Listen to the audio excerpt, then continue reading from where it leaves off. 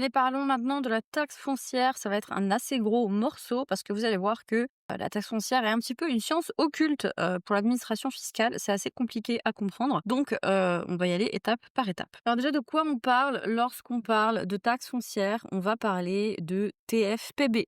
C'est-à-dire de taxe foncière sur les propriétés bâties. C'est un impôt local, annuel, payés par les propriétaires de biens immobiliers qui sont considérés donc comme des propriétés bâties au 1er janvier. Et donc là, vous comprenez que lorsque vous avez des terrains, c'est pas exactement la même chose. Pourquoi c'est faire? Eh bien, officiellement, c'est pour financer les services publics locaux. Et vous savez que depuis la fin de la taxe d'habitation, eh bien, il a fallu augmenter la taxe foncière pour éviter que les collectivités se fassent dépoiler. Quelles sont les propriétés concernées? La propriété doit remplir deux conditions: être fixée au sol avec impossibilité de la déplacer sans la démolir, donc les mobil-homes ne sont pas compris, et présenter le caractère de véritables bâtiments, y compris les aménagements faisant corps avec elles, comme par exemple des garages. Donc les principaux biens immeubles imposables au titre de la taxe foncière vont être les suivants: habitation, maison ou appartement, parking, seuls des bâtiments et terrains formant une dépendance indispensable et immédiate d'une construction, bateau utilisé en un point fixe et aménagé pour l'habitation, le commerce ou l'industrie, même s'il est retenu uniquement par des amarres. Alors, vous voyez, c'est pas instinctif par rapport aux définitions qu'on a données avant. Bâtiment commercial, industriel ou professionnel, installation industrielle ou commerciale, hangar, atelier, cuve, terrain à usage commercial ou industriel ou utilisé dans certaines conditions pour la publicité. En revanche, les baraquements mobiles et les caravanes sont exonérés, sauf s'ils sont fixés par des attaches en maçonnerie. Comment on va calculer la taxe? Alors, c'est là où ça commence à se compliquer, et malgré toutes mes recherches, je vous avoue que même pour moi, parfois c'est pas clair, mais globalement, ça se déroule comme ça. La taxe foncière va se calculer sur la base de ce qu'on appelle la valeur locative cadastrale. Donc, ils vont calculer la valeur locative cadastrale, en fait, qui est la valeur que vous auriez reçue si le bien était en location. C'est un loyer théorique, en fait, annuel, que le bien pourrait générer s'il était loué. Ensuite, à cette valeur locative cadastrale, on va lui enlever un abattement forfaitaire. C'est vrai que c'est assez classique dans l'administration fiscale de mettre des abattements. Vous en avez, par exemple, si vous êtes salarié, vous allez avoir 10% d'abattement pour frais professionnels parce qu'on considère qu'il y a toujours des petits achats que vous allez faire par rapport à votre boulot. Eh bien là, c'est un petit peu le même principe. Et ensuite, attendez, c'est pas fini, on va multiplier ça par un taux fixé par les collectivités locales. Ça veut dire que c'est nulle part la même chose. C'est-à-dire que ce taux va pas être le même à Montpellier, ça va pas être le même à Paris, ça va pas être le même à Rennes, ça va pas être le même à Strasbourg, etc., etc. Globalement, si on pouvait entourer ici cette définition, globalement, c'est ça le processus pour déterminer votre taxe foncière. Sachant que la valeur locative cadastrale, pour revenir dessus, donc comme je vous l'ai expliqué, voilà, c'est un loyer théorique que le bien pourrait générer s'il était loué. Et il faut garder en tête que cette évaluation de la valeur locative cadastrale se base sur les conditions du marché locatif de 1970. Pourquoi 1970? C'est une date qui est assez importante dans le droit immobilier parce que c'est l'année où tous les propriétaires ont dû déclarer leurs biens immobiliers pour permettre la création du fichier immobilier national et fixer les bases locatives cadastrales. C'était comme un grand recensement en fait de tous les biens immobiliers, et les propriétaires devaient faire une déclaration. Alors certes, cette base de 1970 est actualisée chaque année par un coefficient d'inflation, mais la référence de départ, ça reste quand même 1970. Et c'est une date que vous allez retrouver assez souvent dans le droit immobilier, notamment en ce qui concerne la location courte durée, mais je n'en parlerai pas ici parce que c'est encore un autre sujet. Donc, ça veut dire quoi? Ça veut dire que cette valeur est recalculée chaque année par l'administration fiscale et plusieurs éléments vont être pris en compte. La superficie réelle du bien, donc toutes les pièces du logement, y compris les annexes et les dépendances, sont incluses dans le calcul. Vous allez avoir les éléments de confort, parce que oui, ça joue en fait dans votre calcul de votre taxe foncière, parce qu'en fait, certains équipements vont ajouter des mètres carrés théoriques à votre valeur locative cadastrale.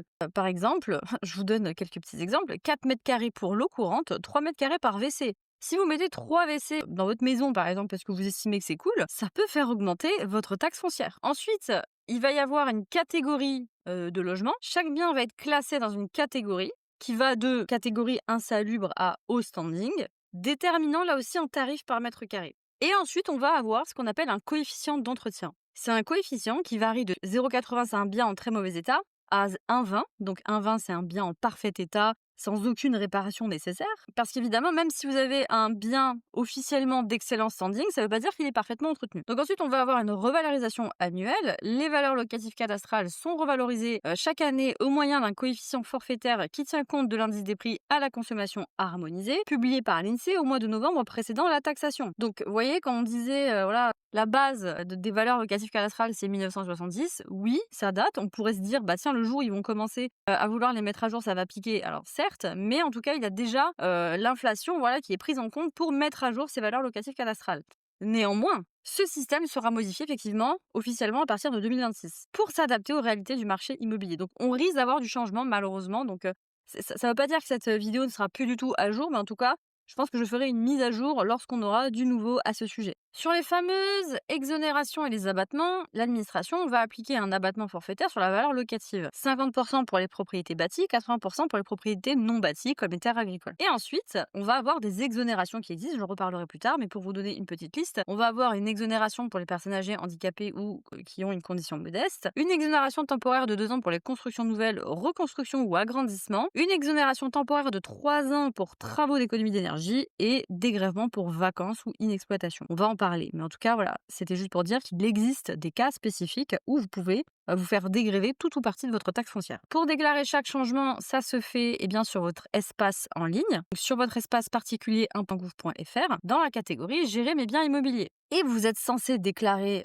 toute évolution sur votre bien immobilier dans les 90 jours qui suivent la modification ou la fin de vos travaux, par exemple. Et n'oubliez pas cette date, 90 jours, c'est assez important, notamment par exemple pour les constructions neuves, pour vous permettre tout simplement d'avoir votre exonération de taxe foncière. Si vous ratez le coche de ces 90 jours, bien potentiellement, vous ne pourrez pas être exonéré. Mais encore une fois, pas de panique, j'en reparlerai. On va désormais se pencher sur le sujet du coefficient d'entretien. Donc pour rappel, je reviens sur cette slide où je vous explique en gros quels sont les éléments qui sont pris en compte pour déterminer la valeur de votre taxe foncière. On va avoir la superficie réelle du bien, les éléments de confort, la catégorie du bien et le coefficient d'entretien.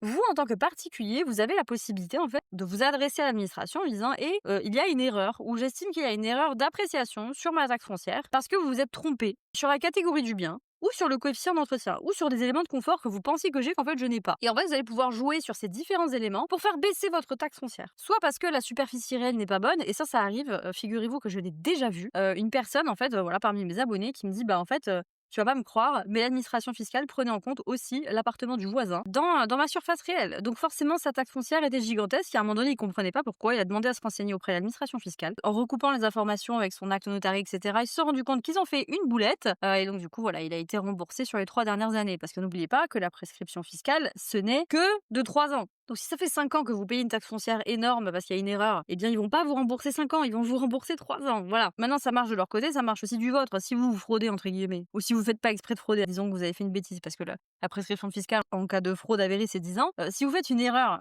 et que l'administration fiscale s'en rend compte, là aussi elle ne pourra vous redresser que sur 3 ans.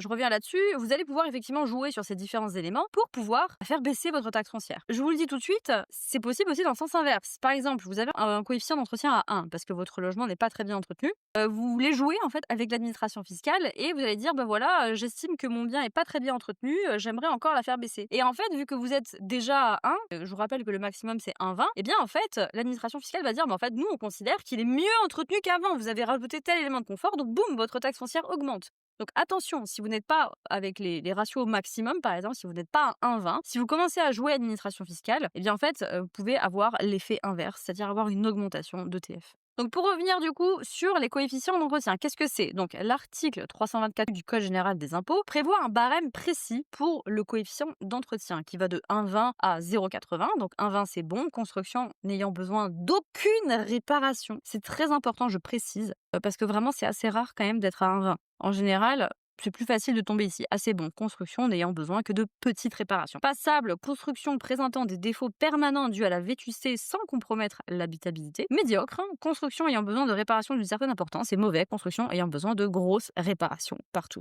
Donc si vous voulez, voilà, admettons votre maison a été construite en 1990. Ok, on va lui mettre le coefficient 1,20 parce que ça vient après 1970, on considère que c'est neuf. Le problème c'est que ça ne bouge plus jamais. Voilà, si vous ne mettez pas à jour, l'administration fiscale va dire il est neuf, voilà.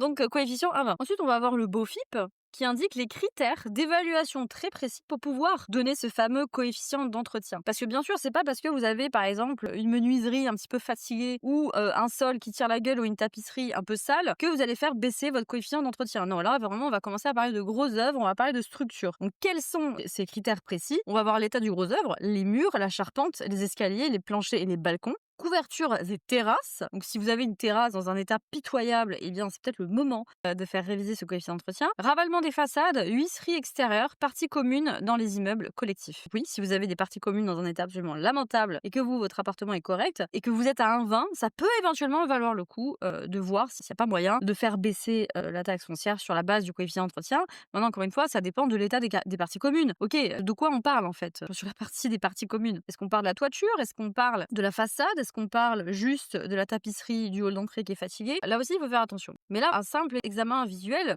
peut suffire pour vous guider, pour vous dire ok, effectivement, on a des huisseries extérieures qui sont dans un état catastrophique, ou la façade elle est vraiment fatiguée, la couverture, il y a des fuites. Et là, vous allez me dire, ok, mais pourquoi on va se casser la tête avec le coefficient d'entretien? Est-ce que ça serait pas plus facile de faire changer le bien de catégorie? Alors, c'est pas la même chose. Comme je vous l'ai dit, vous pouvez avoir un bien d'excellent standing, mais pas du tout entretenu parce que, par exemple, ça fait 20 ans qu'il n'a pas été rénové. Mais de base, c'est un bien qui est spacieux et qui présente un certain nombre d'éléments de confort, qui a une piscine, par exemple, qui est beau, à la base, ça a été fait avec des matériaux nobles. Ça va être compliqué de le changer, en fait, de catégorie. Sachant qu'il y a 8 catégories. La catégorie 1, c'est grand luxe, et la catégorie 8, c'est taudis. Donc si par exemple, vous faites passer votre bien de catégorie 4, qui est catégorie confortable, à la catégorie 5, qui est assez confortable, par exemple, c'est que déjà, en fait, effectivement, ça peut se faire, mais l'efficacité va être limitée. Déjà, l'administration fiscale peut contester, il va falloir se bagarrer pour faire reconnaître que c'est un bien assez confortable. Encore une fois, les critères sont assez flous. Mais en fait, ça va pas faire énormément baisser votre taxe foncière.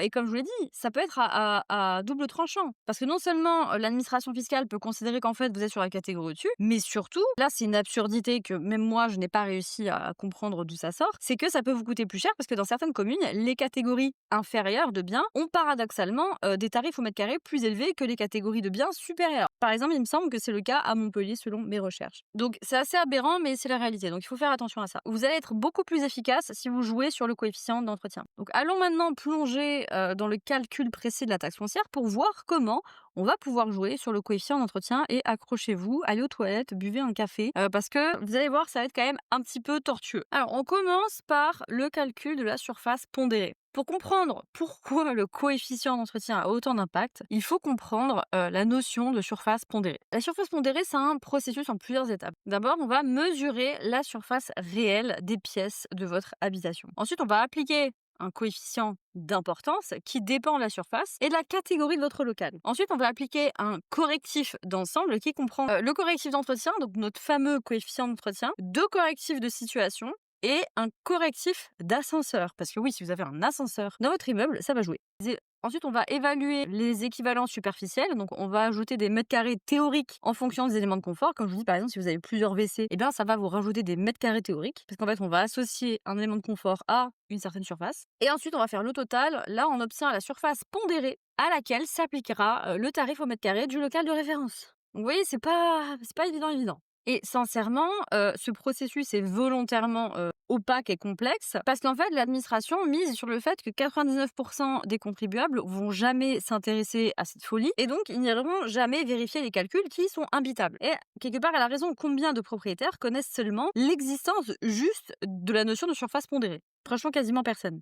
Parce que les enjeux sont considérables. La taxe foncière, c'est une énorme collecte chaque année. Donc, comment on va faire, en sachant ça, pour contester sa taxe foncière? Parce que ça commence maintenant. Et la première chose à faire, c'est que vous allez demander la fiche d'évaluation de votre bien. Parce que oui, il existe une fiche d'évaluation de votre bien. Qu'on ne vous donne pas par défaut, bien évidemment, il faut la demander. Donc voilà, si vous ne le saviez pas, je vous informe de l'existence de ce truc. Donc cette fiche d'évaluation, donc c'est le formulaire 6675, se demande gratuitement au centre des impôts fonciers ou à votre service des impôts pour les particuliers, donc le SIP. Ça dépend en général, soit c'est l'un, soit c'est l'autre. Dans tous les cas, ils ont l'obligation de vous répondre quoi qu'il arrive. Et en fait, sur cette fiche, il va y avoir tous les éléments de calcul. La catégorie de votre bien, le local de référence utilisé pour la comparaison, la surface pondérée, le tarif au mètre carré et surtout le fameux coefficient d'entretien. Et c'est là qu'on arrive à la deuxième étape où vous allez analyser votre coefficient d'entretien. Et faites attention parce que ça sert à rien d'observer votre avis de taxe foncière.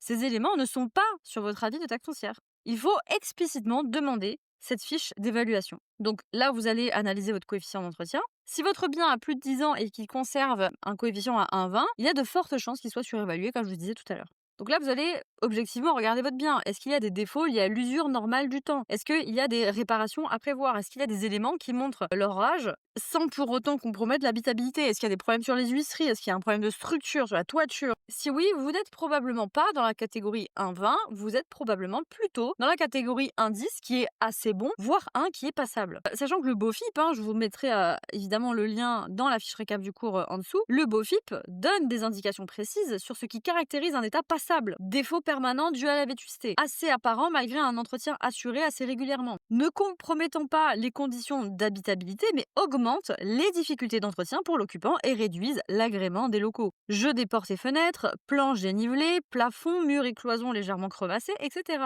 Ensuite, troisième étape, il va falloir constituer son dossier. Et là, il va falloir être méthodique. La jurisprudence, parce que oui, il y en a, montre que les tribunaux donnent raison aux propriétaires lorsqu'ils apportent des preuves concrètes. Donc ça veut dire quoi? Donc des photos des défauts constatés, des devis de réparation, éventuellement un constat d'huissier, ça c'est encore mieux pour les cas les plus importants. Donc si vous voulez vraiment pas être embêté par le fisc qui vous dit ouais mais non mais vos photos on n'en veut pas. L'idée c'est pas de dire que votre bien tombe en ruine, mais c'est de démontrer qu'il ne mérite plus un coefficient d'entretien parfait qui est le coefficient 1,20. Le BOFIP précise que les travaux de menu entretien intérieur, donc les réparations locatives, les tapisseries et peintures des appartements, etc., restent en principe sans influence sur la valeur locative.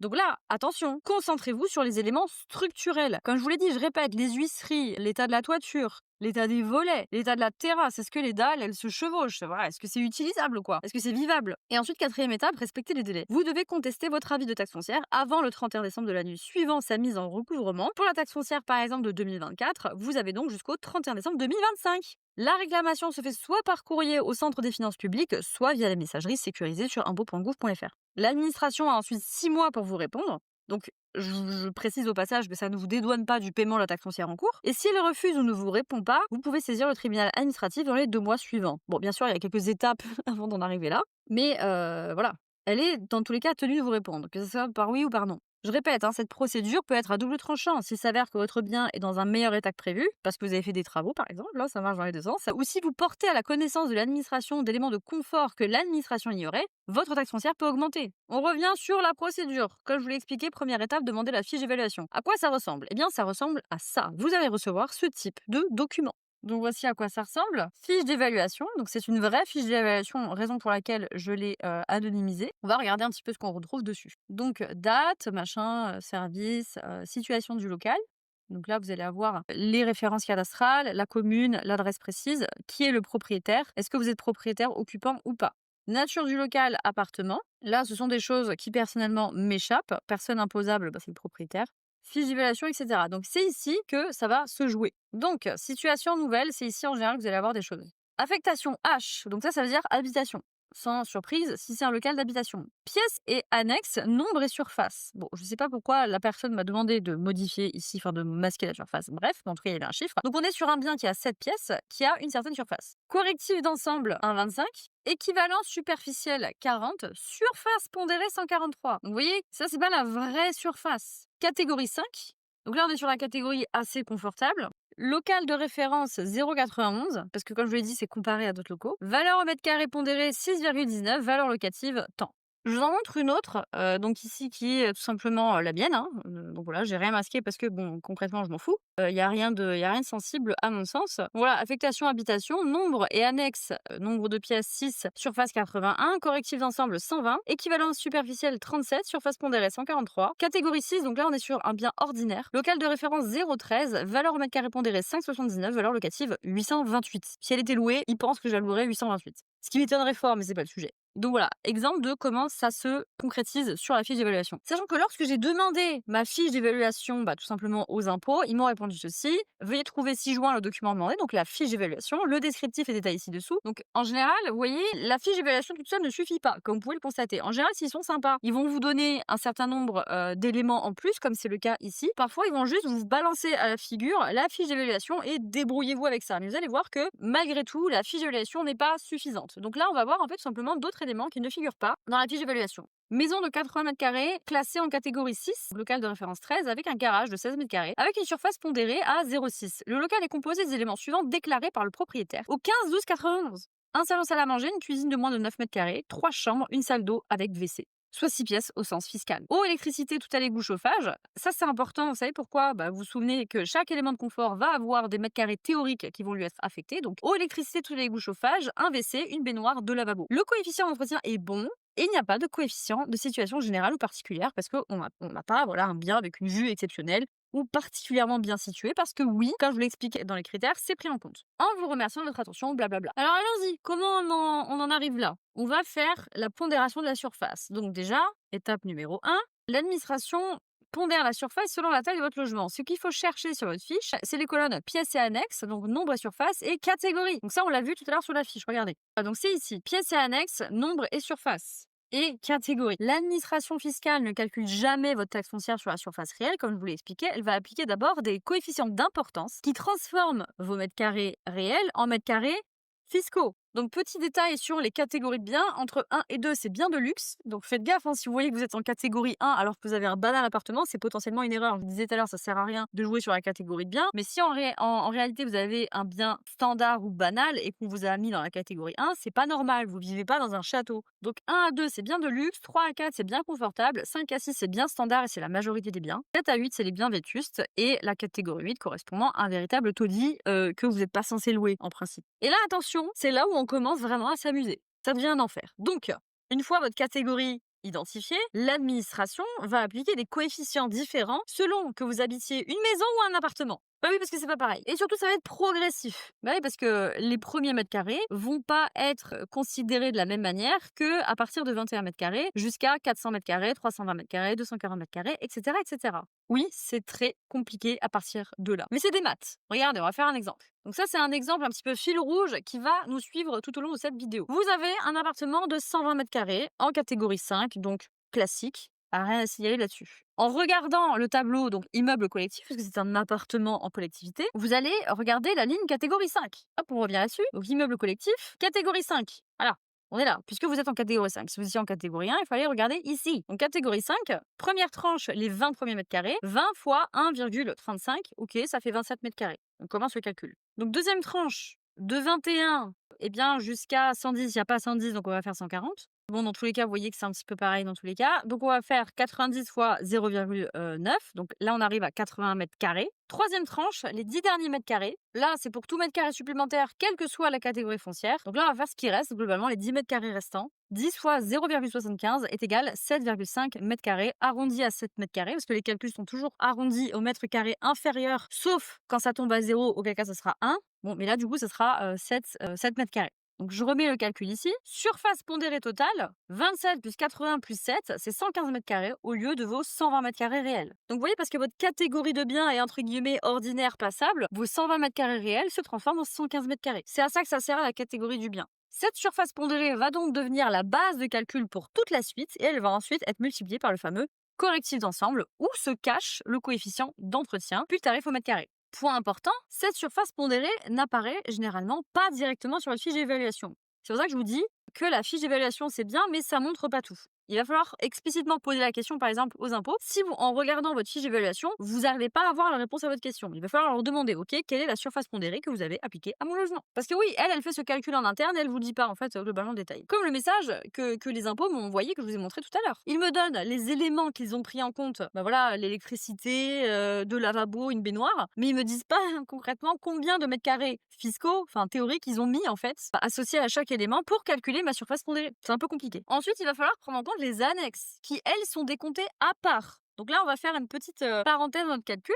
Ce qu'il va falloir chercher sur votre fiche, c'est les mentions d'annexes comme les caves, les garages, les terrasses, et ça devrait apparaître comme ceci sur votre fiche d'évaluation. Vous voyez ici, il y a H. Donc vous voyez là, c'est ce qu'on avait vu tout à l'heure avec l'exemple que je vous ai donné avec 2 fiches d'évaluation réelles. Là, vous allez avoir cave, par exemple. L'administration va aussi ajouter les annexes, mais pas leur surface réelle, encore une fois. Elles font l'objet de coefficients de pondération spécifiques. Et là, je vous donne des exemples. On va avoir un coefficient 0,6 pour les buanderies et les garages et 0,2 pour les caves, les greniers, terrasses et toitures, terrasses accessibles, hangars, remises, bûchers, préaux, etc. Exception pour les grandes villes, les caves, greniers et terrasses peuvent avoir un coefficient porté à 0,4 ou 0,5 dans les grandes agglomérations, parce que oui, c'est bien connu, avoir une cave, c'est quand même un élément de confort absolument exceptionnel. Donc, les annexes pondérées vont s'ajouter à votre surface principale et vont subir ensuite les mêmes corrections, enfin coefficients d'entretien, situation, etc. Une cave ou un garage vont donc pouvoir significativement augmenter votre base taxable. Je reprends notre exemple fleuve ici spécifiquement en faisant une petite parenthèse. Donc avec notre appartement de 120 mètres carrés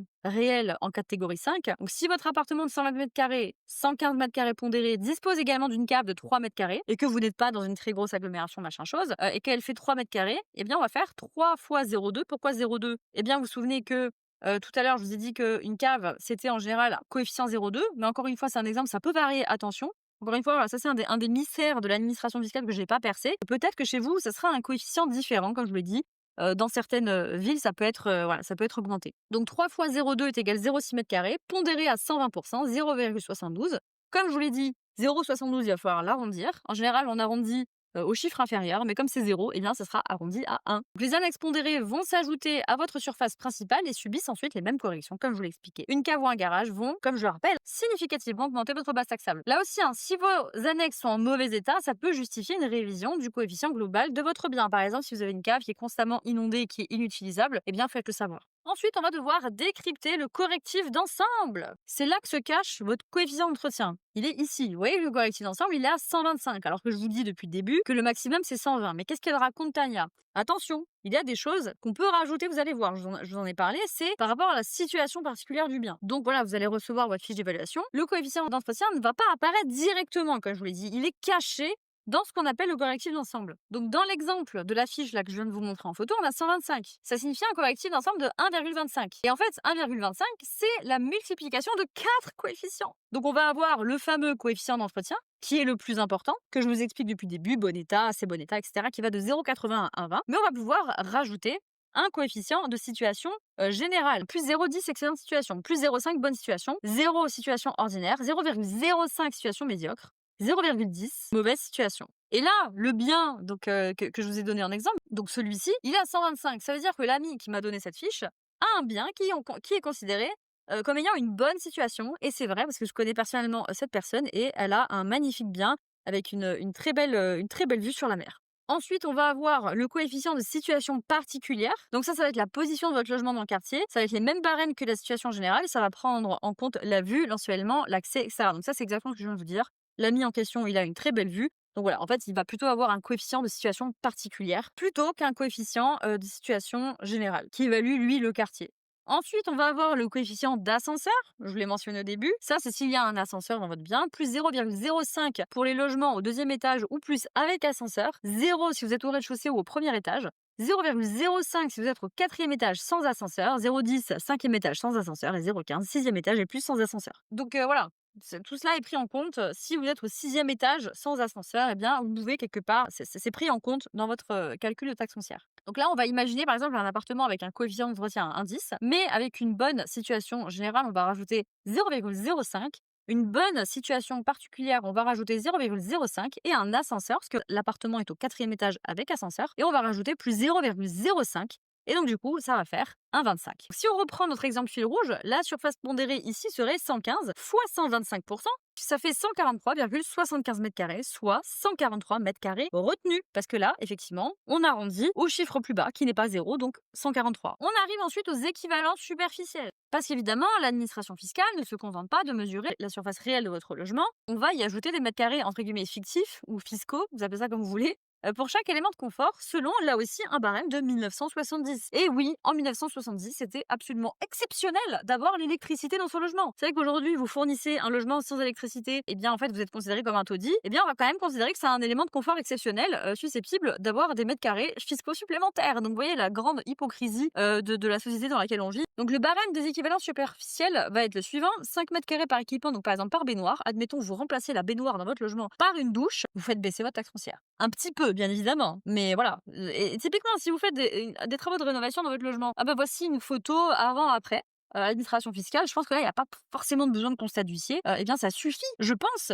pour faire baisser la taxe foncière. 4 mètres carrés par équipement pour l'eau courante et par receveur de douche. 3 mètres carrés par équipement pour tout ce qui est lavabo, WC particulier, raccordement au réseau d'égout. d'ordures, 2 mètres carrés par équipement pour le gaz, l'électricité et le chauffage central par pièce. Je reprends notre exemple fil rouge sur le fameux appartement de 120 mètres carrés réel qui dispose d'une baignoire, allez boum, plus 5 mètres carrés, une douche, plus 5 mètres carrés, eau courante 4 mètres carrés, 2 lavabos 6 mètres carrés, 2 WC 6 mètres carrés, raccord au tout avec vous 3 mètres carrés, électricité 6 mètres carrés, chauffage central 8 mètres carrés. Pourquoi je mets 8 mètres carrés pour le chauffage central? Alors là aussi, précision, je suis pas 100% sûre de moi, mais je déduis que c'est comme ça que ça se passe, parce que bien évidemment, l'administration fiscale ne va pas forcément tout me dire. J'en déduis que c'est par pièce. Donc si par exemple il y a le chauffage central dans plusieurs pièces, eh bien je vais compter le nombre de pièces où il y a le chauffage central. Donc ici, 8 mètres carrés, donc 2 mètres carrés par chauffage central par pièce, donc 4 pièces. Donc la surface fiscale devient 143 mètres carrés de surface pondérée multipliée par le correctif d'ensemble, plus 43 mètres carrés d'équivalence superficielle,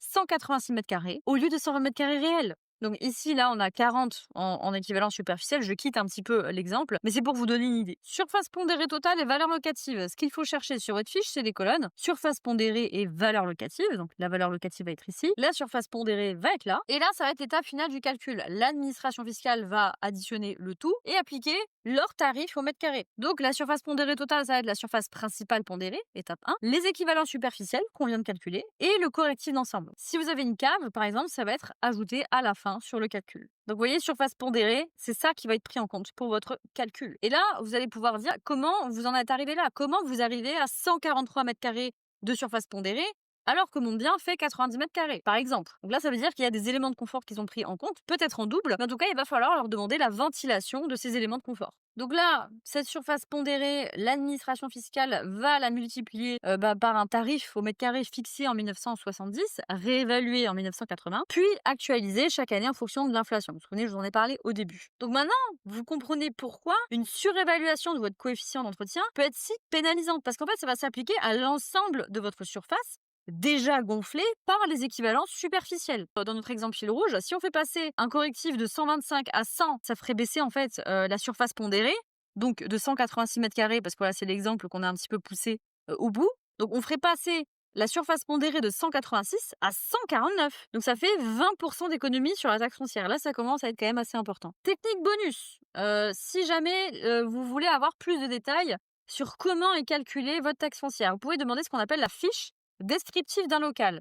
Ça, c'est vrai que c'est un document interne aux impôts. Autant la fiche d'évaluation, c'est quelque chose que les impôts doivent vous donner à votre demande. Le descriptif d'un local, c'est un document interne. Donc en général, soit ils vous donnent le descriptif s'ils sont sympas, soit ils vous donnent le calcul qui leur a permis d'arriver à votre surface pondérée. Mais si vous obtenez ça, vraiment, c'est très bien. Parce que sur ce document, le coefficient d'entretien va apparaître clairement, ainsi que les autres coefficients sans formule mathématique compliquée. Donc ça va être beaucoup plus lisible. Nombre de pièces, surface au mètre carré, catégorie, numéro du local type, coefficient de situation particulière, coefficient de situation générale, coefficient d'entretien, voilà, on le voit clairement, il est ici. Correctif ascenseur, donc vous voyez là on a vraiment la ventilation précise, équivalence superficielle des éléments de confort, donc en mètre carré c'est 35, surface pondérée nette 137. Donc vous voyez là c'est un petit peu plus précis. Là on va également avoir le descriptif des dépendances, par exemple pour les caves, vu que comme je vous l'ai dit c'est traité à part, mais là ça vous donne déjà un petit peu plus de détails. Si vous voulez encore plus de détails, vous dites, bah voilà, comment vous, ok, j'ai bien compris le coefficient en situation particulière, situation générale, coefficient d'entretien, etc. Comment vous en arrivez quand même à ma surface pondérée à 137? Pouvez-vous me préciser les éléments de confort que vous avez pris en compte? Là, ils vont vous dire, bah voilà, vous avez 2 WC, 2 receveurs de douche. Là, vous allez dire, ah non, j'en ai qu'un. Là, après, je vous laisse gérer. Petit tips, parce que depuis tout à l'heure, je vous dis, vous allez demander ceci, vous allez demander cela à l'administration fiscale. Quid si elle ne répond pas? Il va falloir leur rappeler que la fiche d'évaluation, c'est un document administratif individuel et vous avez un droit d'accès absolu à ce document. C'est pas un secret d'État, c'est la base légale de votre taxe foncière, donc vous devez savoir. Vous allez pouvoir mentionner dans vos échanges l'article L311.1 CRPA qui dit en fait que vous êtes censé avoir une réponse de l'administration. Pourquoi? Parce que c'est quoi cet article? Ça vient du code en fait des relations entre le public et l'administration. Si elle vous répond toujours pas, même en mentionnant cet article qui accessoirement rappelle la loi, vous allez pouvoir saisir la CADA, qui est la commission d'accès aux documents administratifs. Oui, ça existe. C'est gratuit et c'est en ligne. Et même avant d'en arriver là, vous pouvez dire voilà, je vous rappelle que en vertu de l'article machin chose, vous êtes tenu de me répondre s'il vous plaît. Et que si vous ne le faites pas, je vais saisir la CADA. Voilà, là en général, ils aiment pas ça. Ils détestent qu'on saisisse la CADA. Donc en général, vous êtes censé avoir une réponse. Qu'elle soit négative ou positive. L'important, c'est qu'on vous réponde. Si par exemple, sous 3 semaines, un mois, vous n'avez pas de réponse, là vraiment, ça commence à être un petit peu abusé. Donc vous faites une relance polie une première fois, sans mentionner voilà, tout ça. Je dis bonjour, je vous relance parce que j'ai fait une demande tel jour. Toujours pas de réponse au bout de quelques semaines. semaine, là, vous pouvez commencer à vous énerver en mentionnant ceci et cela. Et s'il se passe toujours rien au bout de 3 mois, donc il me semble que c'est 2 ou 3 mois, vérifiez dans l'article, en général, une absence de réponse pendant 2 mois est considéré comme un refus par l'administration fiscale quand elle vous répond pas, enfin par l'administration en général. C'est un petit peu comme les permis de construire, vous savez, ou les déclarations préalables de travaux. On vous dit, voilà, vous envoyez un dossier de permis de construire. Si vous n'avez pas de réponse de l'administration dans les 2 mois, c'est considéré comme une validation. Là, ça va être l'inverse, ça va être considéré comme un refus. Sauf qu'elle n'a pas le droit de vous refuser de répondre. Donc, vous pouvez tout simplement mentionner ces éléments-là et saisir la CADA. Donc voilà, possible après 1 mois sans réponse ou refus explicite. Et si vraiment il y a toujours un refus explicite de l'administration de vous répondre, ce qui est quand même assez improbable, vous allez pouvoir tout simplement saisir le tribunal administratif. Donc, ne baissez pas les bras si vous n'avez pas de réponse ou si vous estimez que l'administration fiscale n'est pas claire et vous mène en bateau. Parce que vous êtes dans votre bon droit, vous avez tout simplement le droit de savoir. Par contre, il va falloir éviter un certain nombre de pièges dans votre argumentation. Par exemple, quels sont ces pièges? Un constat d'huissier trop léger. Le constat d'huissier doit détailler tous les défauts plus les travaux nécessaires. Et là, je vous mentionne une jurisprudence que je vous mets bien sûr en référence ici et un petit peu plus de détails dans la fiche récap du cours. Donc vraiment, cette liste de pièges à éviter est directement inspirée, enfin c'est vraiment les leçons apprises des jurisprudences. Confondre vétusté et gros œuvre, c'est également une erreur. Les petits défauts, c'est pas c'est pas des gros travaux. Donc attention, pas d'alternative au local de référence, proposez un comparatif pertinent avec la valeur locative inférieure. Donc par exemple, vous savez que sur chaque fiche, il y a marqué local de référence. S'il n'y en a pas, local de référence, posez-vous la question. Et pourquoi il n'y en a pas? Est-ce que je ne peux pas proposer un local de référence pour comparer mon bien? Je vous donne également des exemples de jurisprudence favorable où par exemple un coefficient a été réduit de 1,20 à 1 pour vétusté, ou en fait, un autre cas où la façade dégradée et les menuiseries non étanches ont permis de faire baisser le coefficient. Donc ça vous donne des exemples concrets. Toiture charpente fissurée, réduction validée de la taxe foncière. Donc voilà pour le sujet du coefficient d'entretien et du calcul global de la taxe foncière. Donc vous voyez, c'est quand même assez compliqué et tortueux. Accrochez-vous, mais en tout cas, je vous incite vraiment à faire valoir vos droits parce que c'est quand même beaucoup d'euros en jeu. Maintenant, comme je vous l'ai dit, normalement, à partir de 2026, il va y avoir une mise à jour des données de 1970. Donc attention, n'hésitez pas à prendre les devants, mais comme je vous l'ai dit, ça à double tranchant. Si vous avez fait des gros travaux de rénovation de votre bien, eh bien tout simplement, il peut être considéré comme plus confortable. Et donc, ça va faire mécaniquement augmenter votre taxe foncière. C'est assez malheureux parce que tout simplement, ça nous incite pas à rénover nos biens. Donc bon, voilà, je vais pas donner mon avis ici, c'est une vidéo de formation, mais en tout cas, j'en pense pas moins. On va parler maintenant brièvement des cas de dégrèvement possibles, parce que voilà, là on a parlé des dégrèvements pour tout ce qui est lié à l'entretien, etc. Maintenant, on va parler des autres cas. Sachez que vous pouvez faire dégréver votre taxe foncière pour vacances en raison de travaux. Et j'insiste sur le vacances en raison de travaux. Ça veut dire qu'en fait, il va falloir avoir initialement loué votre bien et avoir une interruption de la location pour faire des travaux urgents, par exemple. Je dis n'importe quoi. Vous louez votre bien depuis 1 an, vous avez une tempête, ça a arraché une fenêtre. Le locataire décrète en fait qu'il pose son préavis, il se casse dans 1 mois parce que c'est un meublé. Vous avez des travaux à faire, donc par exemple, ça va être bloqué pendant 3 mois parce que il y a le dormant à refaire, bref, je sais pas, c'est un exemple fumeux que je vous donne. Et bien, par exemple, pendant 6 mois, vous allez avoir un bien qui va être inoccupé, et bien, vous allez pouvoir demander un dégrèvement à l'administration fiscale au titre de ces 6 mois de vacances pour travaux. Parce que vous avez eu une interruption de la location. Ça marche pas, par exemple, si vous achetez un bien à des gens, par exemple, qui s'en servaient comme résidence principale, le bien est pourri, vous le rénovez, et ensuite vous le remettez en location. Ça marche pas, parce qu'en fait, vous n'avez pas une interruption de la location. Vous achetez pour rénover initialement, en fait. Donc ça, c'est un petit peu embêtant. Donc effectivement, vous allez avoir ces conditions cumulatives, et ça, c'est précisé par le BOFIP, destinées à la location d'habitation, effectivement offert à la location, donc il y a déjà un passif de location, et il y a une interruption de la location pour faire des travaux. Si le bien n'a jamais été loué, c'est exclu, même si vous faites des travaux qui remettent ce bien sur le marché de la location. C'est un petit peu injuste, mais encore une fois, c'est pas le sujet. Ensuite, vous allez avoir effectivement le dégrèvement pour travaux. Mais là, ça va pas être n'importe quel travaux. Ça va être des travaux d'accessibilité et d'adaptation aux personnes handicapées, des travaux prescrits par un plan de prévention des risques technologiques et des travaux d'économie d'énergie. Mais ça va concerner uniquement les logements sociaux. Donc oui, ça va essentiellement concerner les organismes de logement social. Maintenant, je vous rappelle que vous-même, en tant que particulier, vous avez la possibilité de faire du logement social. C'est pas parce que vous n'êtes pas une entreprise, un organisme de logement social, que vous ne pouvez pas faire de logement social. Vous pouvez, en tant que particulier, faire du logement social. Et si vous achetez un bien, par exemple, et que vous faites ce type de travaux, donc travaux d'accessibilité, donc PPRT, voilà, plan de prévention des risques technologiques et travaux d'économie d'énergie, vous pouvez avoir un dégrèvement de taxe foncière. Ensuite, on va avoir le dégrèvement pour petits revenus. Alors celui-ci, je vous avoue que c'est une curiosité fiscale.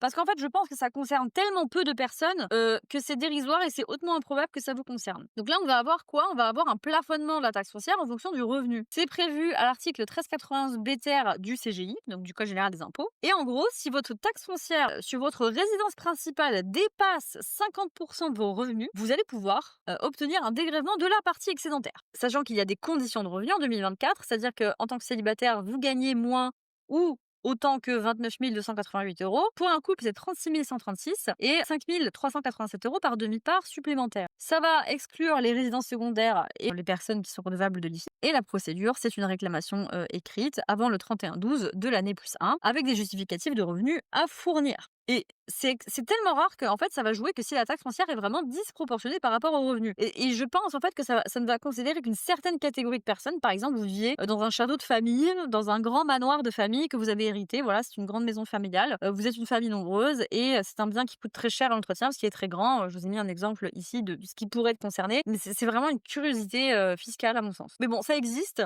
Ça peut être votre cas, donc je le mentionne. Ensuite, on va avoir un dégrèvement pour les seniors. Ça va considérer leur résidence principale. Pour les personnes de plus de 65 ans, ou pour vos parents ou vos grands-parents, sachez déjà que entre 65 ans et 75 ans, vous avez un dégrèvement automatique de 100 €. Et oui. Donc en principe, ils le prennent en compte parce que normalement, ils connaissent votre âge. Si c'est pas le cas, vérifiez. Ensuite, il va y avoir une exonération totale pour les plus de 75 ans, mais sous condition, bien évidemment. Donc ça va être pour les revenus modestes, 12 500 € pour un célibataire en 2024. Il faut vivre seul avec son conjoint ou avec une personne à charge. Et voilà, comme je l'ai dit, ça concerne uniquement les résidences principales. Si vous avez plus de 75 ans au 1er janvier, vous pouvez bénéficier d'une exonération totale de la taxe foncière sur votre résidence principale. Et ça va être les mêmes conditions que pour les 65-75 ans ici. Cas particulier, les titulaires de la SPA ASI vont avoir une exonération automatique sans condition de revenu. Les titulaires de la H vont avoir une exonération sous condition de revenu.